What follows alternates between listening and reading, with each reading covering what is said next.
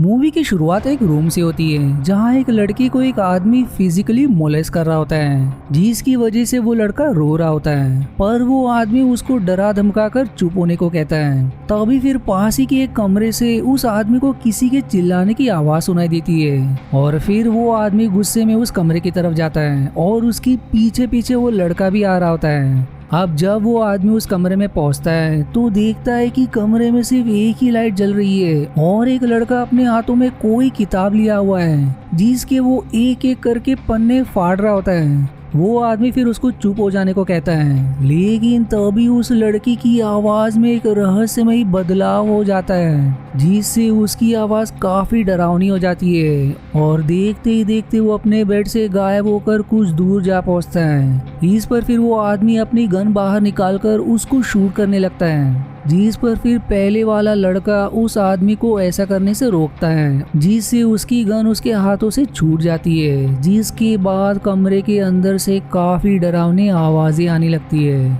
और फिर ये सीन यहीं कट होकर एक यूनिवर्सिटी की तरफ मुड़ जाती है। अब यूनिवर्सिटी में हम एक लड़की क्लैरा को देखते हैं जो अपनी क्लास अटेंड कर रही होती है, जिसका टॉपिक फेटल फैमिलियल इंसोम्निया होता है जो कि काफी रेयर बीमारी है। इस बीमारी में पेशेंट को नींद कम आने के कारण पागलपन या मौत तक भी हो सकती है। जिस बीमारी के बारे में प्रोफेसर रॉबर्ट पढ़ा रहे होते हैं और एक एग्जाम्पल भी दिखाते हैं जिसमें एक आदमी को ये बीमारी हो जाती है और वो 30 दिनों तक सो नहीं पाता। फिर कुछ दिनों बाद वो अपनी पत्नी और बच्ची का हत्या कर देता है। अब इस क्लास के बाद क्लैरा अपने भाई को देखने जाती है जिसे यही बीमारी थी। क्लैरा फिर वहाँ के डॉक्टर्स को इस बीमारी के साथ किए गए एक एक्सपेरिमेंट के बारे में बताती है जिसे मैक्सिको के डॉक्टर्स ने परफॉर्म किया था, जिसकी वजह से पेशेंट 1 घंटे के लिए सो पाया था। लेकिन डॉक्टर्स भी उसे समझाते हैं कि उसके बाद जो कुछ पेशेंट के साथ हुआ था वो बहुत ही भयानक था। इसके बाद फिर क्लैरा अपने भाई से मिलकर उसको हिम्मत देती है कि सब कुछ ठीक हो जाएगा।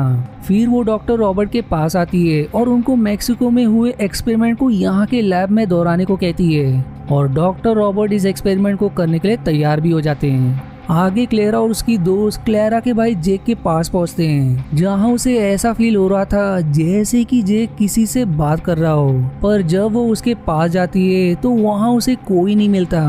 तभी फिर उसकी फ्रेंड वहां आकर जेक को ले चलने के लिए कहती है और वो दोनों ऐसा ही करते हैं। लेकिन उसी वक्त जेक के डॉक्टर भी वहां आ जाते हैं, पर वो किसी अनजान कारण से उन दोनों का सपोर्ट करते हैं और खुद उनके साथ चलते हैं। फिर सभी डॉक्टर रॉबर्ट की बताई हुई जगह पर जा पहुंचते हैं जहां डॉक्टर रॉबर्ट उन्हें अपनी लैब दिखाते हैं जहां पर 2 पेशेंट्स पहले से ऑब्जर्वेशन में थे और फिर जे को भी उन्हीं ऑब्जर्वेशन रूम में रखा जाता है। वहीं क्लैरा और उसकी दोस्त कुछ स्टडी कर रहे होते हैं और कुछ देर बाद उसकी फ्रेंड सो जाती है।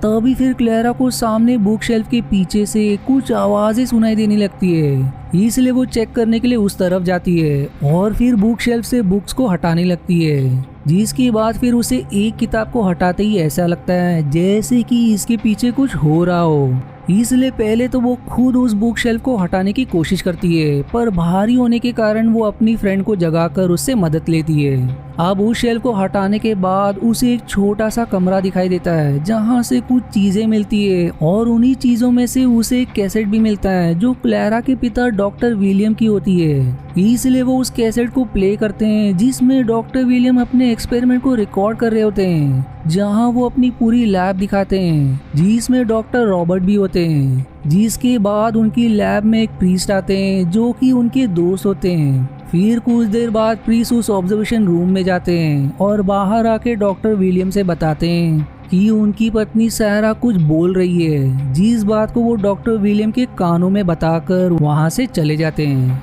जिसके बाद उनका वीडियो भी एंड हो जाता है। तभी फिर क्लैरा को किसी की आने की आवाज सुनाई देती है, इसलिए वो बॉक्स को वापस से बुक शेल्फ के पीछे रख देती है। आगे फिर उस रूम में जेक के डॉक्टर आते हैं और क्लैरा को आराम करने के लिए कहते हैं, लेकिन क्लैरा उन्हें मना करके अपने भाई को देखने ऑब्जर्वेशन रूम में चली जाती है। अब वहां जाके वो देखती है कि जेक बहुत सी अजीब हरकतें कर रहा है और उसके बगल वाला पेशेंट भी कुछ पैरानॉर्मल एक्टिविटी कर रही है। जिसके बाद हम जेक के हाथों में बाइबल देखते हैं जिसका जेक एक एक पन्ना फाड़ के जमीन पर फेंक रहा होता है, पर कुछ ही देर में सब कुछ ठीक हो जाता है और जेक वापस पहले जैसा हो जाता है। जिसके बाद क्लेरा जेक से उसका हालचाल पूछकर उस रूम से बाहर आ जाती है। अब दूसरे दिन क्लेरा और जेक का डॉक्टर पैट्रिक ऑब्जर्वेशन रूम में बात करते करते बहस कर बैठते हैं, इसलिए क्लेरा गुस्से में वहाँ से चली जाती है और अपने रूम में आकर बेड पर लेट जाती है। पर पास ही लगे नल से बूंद बूंद पानी गिरने की आवाज आ रही होती है और ऊपर लगा हुआ फैन भी अजीब तरह से आवाज कर रहा था,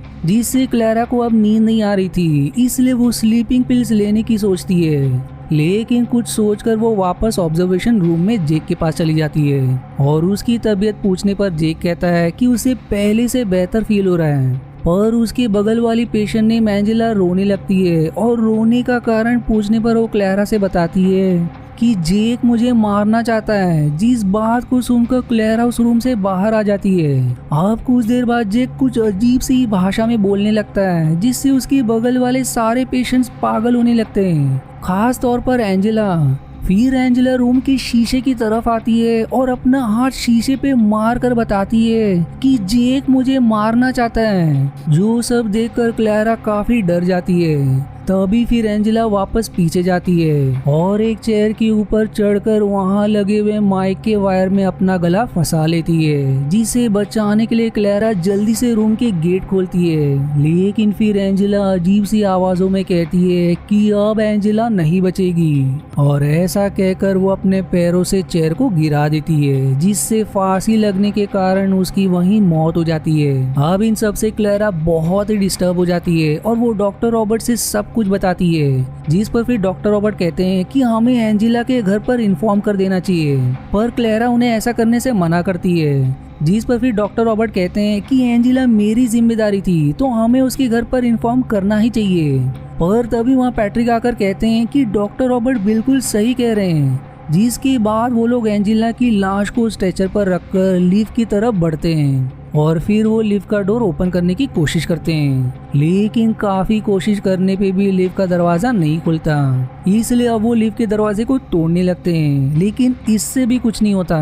तब वो सभी सीढ़ियों की तरफ भागते हैं, लेकिन सीढ़ियों की हालत काफी खराब होती है, इसलिए सब वापस आ जाते हैं और अब क्लेरा जेक के पास आकर उससे उसकी तबीयत के बारे में पूछती है, जिस पर उल्टा जेक ही उससे एंजेला के बारे में पूछता है, जिस पर क्लेरा उसे बताती है कि वो यहाँ से चली गई है। तब फिर जेक कहता है कि वो यहाँ से बेहतर जगह गई होगी। फिर क्लेरा जेक के पास बैठकर उससे बातें करने लगती है और वो माफी भी मांगती है, क्योंकि वो अपने डैड को एक खूनी समझती थी। अब ये सुनते ही जेक एकदम से एबनॉर्मल हो जाता है और क्लेरा को मारने के लिए उसका गला पकड़ लेता है, इसलिए क्लेरा उसे धक्का देकर रूम से बाहर निकल आती है। अब अगले सीन में हम क्लेरा को पैट्रिक से उन कैसेट्स के बारे में बताते हुए देखते हैं। फिर क्लेरा और पैट्रिक एक नई कैसेट को प्ले करते हैं और उसमें अब देखते हैं कि डॉक्टर विलियम के सामने अचानक से उनकी पत्नी सहरा आ जाती है, जो अजीब सी आवाज में उनको बोल रही होती है कि अब सहरा नहीं बचेगी। इस पर फिर डॉक्टर विलियम प्रीस को बुलाने के लिए जाते हैं और डॉक्टर रॉबर्ट उन्हें मना करते हैं, पर डॉक्टर विलियम उनकी बात ना मानकर प्रीस को बुला लेते हैं और तब वो फिर से ऑब्जर्वेशन रूम में आकर देखते हैं कि वहाँ की खिड़की में बाइबल की पेजेस पर खून लगा के चिपकाया गया है, जिसे देखकर वो सभी डर जाते हैं। जिसके बाद फिर डॉक्टर विलियम सारा को बुलाने की कोशिश करते हैं, पर वो कोई जवाब नहीं देती। वहीं इस वीडियो को देखकर पैट्रिक और क्लेरा भी डर जाते हैं और तभी पीछे से क्लेरा की फ्रेंड एलिस आ जाती है और वो उस बॉक्स में मिली किताब में एक पेज खोलकर किसी शैतान के बारे में बताती है, जिस पर फिर पैट्रिक कहता है कि ये सब बातें बकवास है और शैतान जैसी कोई चीज नहीं होती। इसलिए अब इस बात पर पैट्रिक और एलिस में बहस हो जाती है और एलिस गुस्सा होकर अपने रूम में चली जाती है। वहीं इधर ऑब्जर्वेशन रूम में आखिरी बचे पेशेंट को भी जेक से अजीब सा डर लगने लगता है। उधर पैट्रिक क्लेरा को उस वीडियो रिकॉर्डर के अंदर चेक करने को कहता है, जिसमें से उन्हें एक कैसेट और मिलती है, जिसमें डॉक्टर विलियम अपने बच्चों से माफी मांग रहे होते हैं और फिर प्रीस के साथ उस ऑब्जर्वेशन रूम में जाने का तय करते हैं। पर डॉक्टर रॉबर्ट उन्हें ऐसा करने से मना करते हैं, लेकिन वो दोनों उनकी बात ना मानकर टॉर्च लेके उस रूम में चले जाते हैं। क्योंकि पूरे रूम में अंधेरा था और वहाँ की हर चीज टूटी हुई थी। फिर तभी अचानक से वहाँ पर सैरा आ जाती है और उन दोनों पर हमला कर देती है, पर प्रीस किसी तरह अपनी जान बचा के वहाँ से निकल जाता है। वहीं बेचारा डॉक्टर विलियम को सारा मार देती है। उधर प्रीस भागते हुए एक बाथरूम में छिप जाता है, जहाँ पे डॉक्टर रॉबर्ट आके उनसे उनका कैमरा छीनने लगते हैं, पर प्रीस उनसे बचते हुए कैमरा लेकर वहाँ से भागकर लाइब्रेरी में पहुँच जाते हैं, जहाँ पर फिर वो कहते हैं कि इन सब का जिम्मेदार डॉक्टर रॉबर्ट ही है और उसी की वजह से डॉक्टर विलियम मरे हैं। जितना कहकर वो उस कैमरा को एक बॉक्स में रखकर बुक शेल्फ के पीछे छिपा देते हैं, जिसके बाद डॉक्टर रॉबर्ट वहाँ आ जाता है और वो प्रीस को मार देता है। अब ये सब देखकर पैट्रिक और क्लेरा काफी डर जाते हैं। वहीं इधर जेक एसी वेंट्स की तरफ देख रहा होता है और दूसरी तरफ एलिस गुस्सा होकर अपने रूम में बैठी होती है, जिसके बाद उसे एसी वेंट से अजीब सी आवाजें आती है, जिसकी जांच करने के लिए वो वेंट के पास जाती है और फिर एलिस ऑब्जर्वेशन रूम का डोर ओपन कर देती है। उधर क्लेरा और पैट्रिक एलिस के रूम में जा पहुंचते हैं, जहां काफी अंधेरा होता है और उन्हें वहां एलिस नहीं मिलती। तभी फिर उन्हें एक डरावनी सी आवाज सुनाई देती है और वहीं अब उन्हें एलिस खून में लिपटी हुई दिखाई देती है, जिसके बाद एलिस पास ही में लगे इलेक्ट्रिक वायर को छू देती है, जिस झटके में उसकी वहीं मौत हो जाती है। और वहीं इस तरफ दोनों ऑब्जर्वेशन रूम की तरफ जाते हैं और वहां जाके वो देखते हैं कि रूम में कोई नहीं है और जेक के साथ में जो पेशेंट था वो अब मरा हुआ पड़ा है। इस पर फिर पैट्रिक बाहर निकलने लगता है, लेकिन क्लेरा कहती है कि वो अपने भाई को लिए बिना यहाँ से नहीं जाएगी।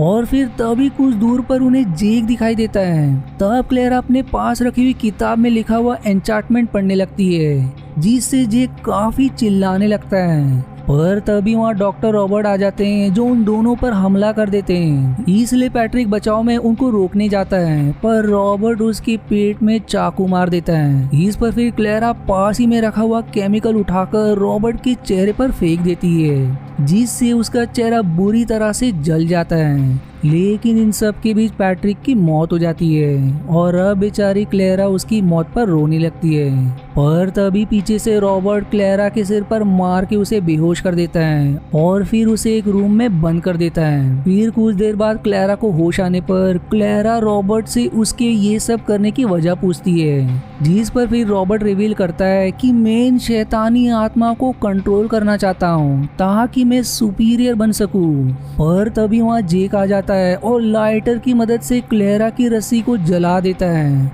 और फिर क्लेरा अपनी किताब लेकर उसमें से एन्चांटमेंट पढ़ने लगती है। पर वहीं पीछे से रॉबर्ट भी एन्चांटमेंट पढ़ने लगता है और फिर एक वक्त ऐसा आता है जिसमें जेक के अंदर का शैतान रॉबर्ट को कंट्रोल कर लेता है और अब वो कहता है कि मैं किसी के काबू में नहीं हूँ, जो दावा करने के बाद वो रॉबर्ट को ही मार देता है। वहीं क्लेरा जेक से कहती है कि तुम इस शैतान को हरा सकते हो। इसलिए जेक में हिम्मत आती है और वो किसी तरह से अपने विल पावर से उस शैतान को अपने शरीर से निकाल देता है, जो होते ही वो वहीं बेहोश हो जाता है। अब मूवी के आखिरी सीन में हम उन दोनों को वहां से बाहर आकर हॉस्पिटल में इलाज करवाते हुए देखते हैं, जिस मिक्स फीलिंग के साथ ये मूवी यहीं समाप्त हो जाती है। अब अगर मूवी के प्लॉट को शॉर्ट में एक्सप्लेन करें तो दरअसल डॉक्टर रॉबर्ट शैतान की मदद से सबसे ताकतवर बनना चाहता था, इसलिए उसने अपने एक्सपेरिमेंट की मदद से कई पेशेंट्स को शैतान से पोजेस करवाया और इसी सब में उसने डॉक्टर विलियम की पत्नी को भी नहीं छोड़ा, जिसने अंत में अपने ही पति की जान ले ली।